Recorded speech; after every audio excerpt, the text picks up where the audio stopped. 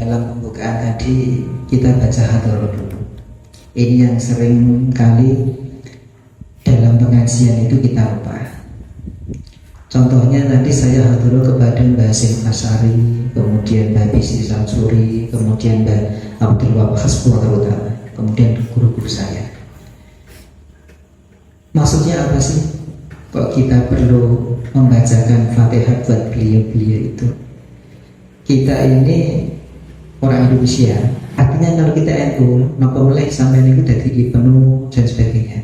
Itu pada hakikatnya jenengan itu kepengen diakoni karo santri, jadi santri ini Mbah Hasim Asari. Kita itu ingin diakoni oleh beliau-beliau sebagai santrinya, meskipun tidak pernah ngaji, tapi ikut menjunjung tinggi dan memperjuangkan NU melalui penuh. Itu sebenarnya jenengan itu pengen diakui sebagai santrinya. Dan diakui sebagai santri itu nanti tidak cuma sekedar slogan saja, tetapi nanti ketika di akhirat umat manusia berbondong-bondong di hadapan Allah, kita nanti akan dibawa oleh Mbah Hasim Asari. Iki lho santriku kok semangat sing melu memperjuangkan NU. Dan kita akan dimintakan syafaat beliau kepada baginda Rasulullah. Loh, ini pentingnya. Makanya kita sambungkan hati kita ini, rohani kita ini dengan beliau-beliau. Nah, dengan sering membacakan Fatihah kepada beliau-beliau itu, kita akan mendapatkan curahan berkah dan juga madad. Biasanya sampai sholawatan al-madad gitu kan? Al-madad maksudnya apa nih? Minta bantuan rohani, bantuan rohani. Dan ini diyakini oleh akidah Ahlussunnah wal Jamaah. Kalau tidak punya akidah Ahlussunnah wal Jamaah, tidak akan percaya madad dari orang-orang yang sudah meninggal. Apalagi mereka notabene adalah kekasih Allah. Bismillahirrahmanirrahim. Qala al-mu'allif rahimahullah ta'ala wa nafa'ana bihi wa bi ulumi fid dharain amin. Qala dawu sapa Nabi Kanjeng Nabi alaihi salam. Alaikum natapono sira bi mujalasatil ulama'i kelawan awar lungguh biro-biro wong alim al-ail amilina kang padha nglakoni ilmu niki dawuhe Kanjeng Nabi. Kula tak maknani model pesantren. Dadilah sampean sithik-sithik ngerti ngono ya santri ngene iki. Dadi ana maknane ngoten iki. Dulu saya itu juga bertanya-tanya, nok pesantren mulai Jawa Barat sampai luar Jawa kok modelnya kok podo maknanya apa? Itu saya pernah diterangkan guru saya Mbak Kiai Idris. Jadi sanate yo memakno kok iki utawi ku jane bin sing gawe sapa. Itu wakilah yang menciptakan itu adalah Baqi Khalil Bakar. Baqi Khalil Bakar, dan itu ada nazamnya. Yang pernah belajar di Bangkalan itu ada nazam Baqi Khalil Bangkalan yang di situ menerangkan utawi mubtada utawi khobar itu seperti itu. Itu satu versi. Tapi versi yang lain, guru saya Mbak Kiai Idris itu pernah bilang, beliau pernah ngaji dengan kiainya, saya lupa dikasih tahu namanya kiainya siapa, dan kiainya itu pernah ngaji dengan Nabi Allah Khidir alaihissalam, dengan Nabi Khidir alaihissalam. Dan Nabi Khidir ketika mengajar gurunya guru saya itu maknanya utawi iki itu loh, mata. Cuman Nabi Khidir ini menjadi kontroversi. Apakah beliau sekarang masih ada wong zamannya itu zaman sebelum Nabi Musa? Ini kan termasuk hal yang di luar logis ya kan. Saat mono suwene kok si urip. Mosok kan seperti itu. Cuman saya punya buku yang di situ menerangkan, dan buku itu yang menulis adalah Syekh Mahmud Abdul Musi, orang Pacitan yang menjadi ulama besar di Mekah. Kemudian ditulis kembali oleh cucunya almarhum Kiai, saya lupa, orang Betengan Demak, Kiai Betengan Demak, tahu sudah wafat, dan ditaskan oleh Mbak Imam Zubair bahwa Mbak Imam Zubair itu bersaksi kalau Nabi Allah Khidir itu masih hidup. Dan ini diyakini oleh kalangan sufi percaya, tapi orang-orang di luar sufi meskipun NU belum tentu percaya. Loh ngoten. Masuk zamannya saat dari Nabi Musa sampai pol Kanjeng Nabi itu sudah berumur ribuan tahun masih hidup. Itu piye? Allah alam. Tapi orang-orang sufi percaya. Kalau jenengan mau manakib Syekh Abdul Qadir, Syekh Abdul Qadir itu yang membaiat 3 tahun di Kondro Linggih, Linggih mungkin 3 tahun. Ojo limo-limo ora tak parani. Niku sing mbaiat sinten? Nabi Khidir. Loh, dan masih banyak lagi kiai-kiai yang pernah bertemu dengan Nabi Khidir alaihissalam. Dan itu yang percaya hanya terutama NU yang percaya. Kalau selain NU atau ditilik dari literatur hadis maupun Quran, nggak ada keterangannya, Apa no keterangan hadis Nabi Khidir hidup sampai sekarang nggak ada. Dan ini hanya diyakini terutama oleh ahli sunnah wal jamaah yang punya aliran sufi terutama. Dawai Kanjeng Nabi mengatakan, alaikum natakono itu artinya kita semua ini disuruh oleh Nabi untuk berusaha langgeng selalu awal lungguh dengan orang-orang alim. Awal lungguh di sini bukan berarti awal dhewe lho kudu ngrungokake pengajian yang boten. Cukup dengan kita hadir awal karo wong sing alim jangan ngaji itu sedikit banyak kita melihat akhlaknya, kita melihat tutur katanya itu sudah jadi ilmu. Tidak harus nggawe ana majelis pengajian, tidak harus.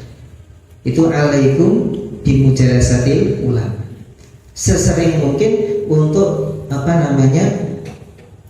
lek ana wong alim-alim iku ndherek. Lek kula niki maca kitab bukan orang alim. Jadi kalau ada orang alim-alim, ada pengajian apa orang alim sampean datang, cukup datang. Tidak harus salaman, tidak harus bertemu, tidak harus dengan hak mendengarkan. Nah, syukur iso salaman, iso krungu dawuh-dawuh. Mulanya dulu itu kiai-kiai orang-orang sepuh dulu. Itu kalau punya anak kecil baru lahir berapa bulan itu dibawa ke nggone kiai.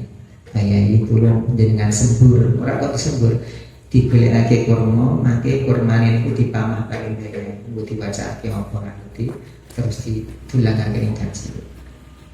Ini salah satu bentuk mujazalah satu ulama, seneng awal lungguh ya. Tengok pondok, malah sampai kaget meneh. Dadi Mbak Yai bernaos ngeten iki kok ana air minum nih atau rokoknya yang belum habis digledakake mau proyokan. Yai kundur langsung dikeroyokan rokok itu sak sedotan. Jaluk sak sedotan. Kan gantian kan sak sedotan kan. Kepengen untuk sisa rokok yang tadi kena ludahnya Mbak Yai. Iki lek ora tau nyantri mesti hiji yang apa mana habis di air diambil dimimik sama Mbak Yai. Ini tipe Mbak Yai kok dikeroyokan. Ini apa namanya? Loh, kalau saya ngajarin tidak cuma bayar temannya saja habis dimakan temannya ya diminum, katanya habis makanan atau minuman sesama orang mukmin itu syifa menjadi obat. Tapi ojo cici kalau ketika kan ya ngopi bareng kalau di pondok itu sak gelas itu di ngopi bareng calimo kacangnya sing rada akeh kopi ini sak gelas kok gantian serutan sampai terakhir itu tinggal CT, tahu CT ya?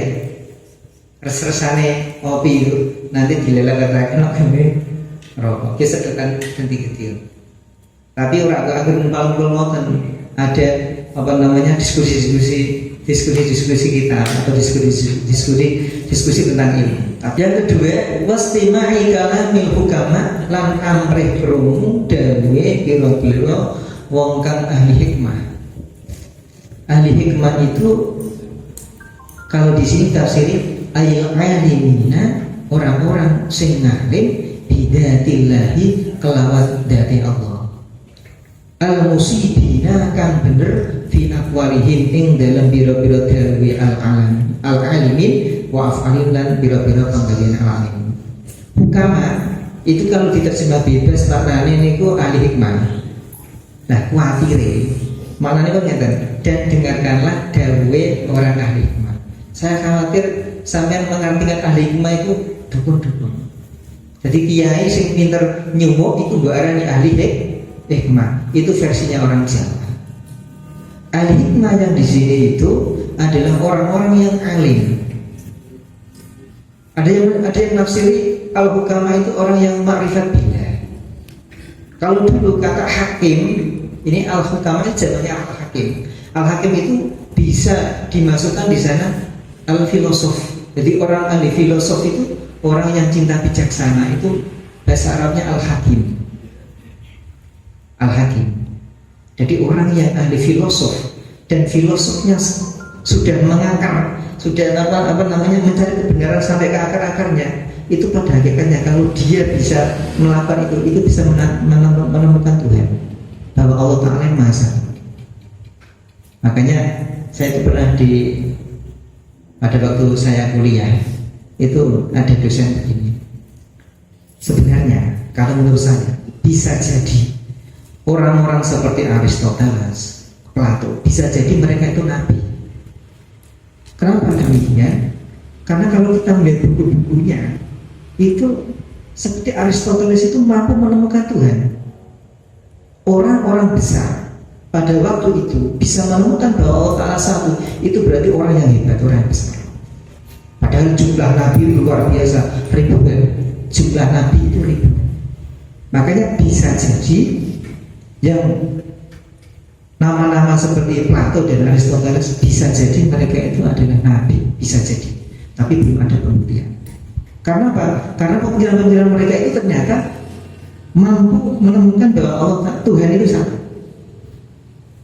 Dan yang menemukan Tuhan itu satu di orang-orang dulu itu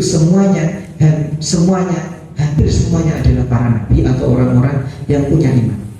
Jadi ada kemungkinan itu adalah nabi. Sehingga ketika orang menjadi seorang al-hakim, orang yang betul-betul filosof, dia akan melakukan Tuhan yang sesungguhnya, maka dia akan menjadi orang yang hakim, orang yang bijaksana. Sini ono kaya wong muslim diarani ahli filosof itu kan versinya orang barat. Versinya orang Islam juga ada sendiri. Makanya Al-Ghazali itu salah satu pakar ilmu filsafat, juga menentang filsafat. Itu sebenarnya kedalaman filsafatnya luar biasa. Tak boleh dimana. Jadi pertama Kanjeng Nabi dawuh awara lungguh karo wong alim. Yang pertama. Yang kedua, seringlah mendengar dawuh-dawuhnya orang-orang yang bijak. Kita terjemah orang-orang yang bijak.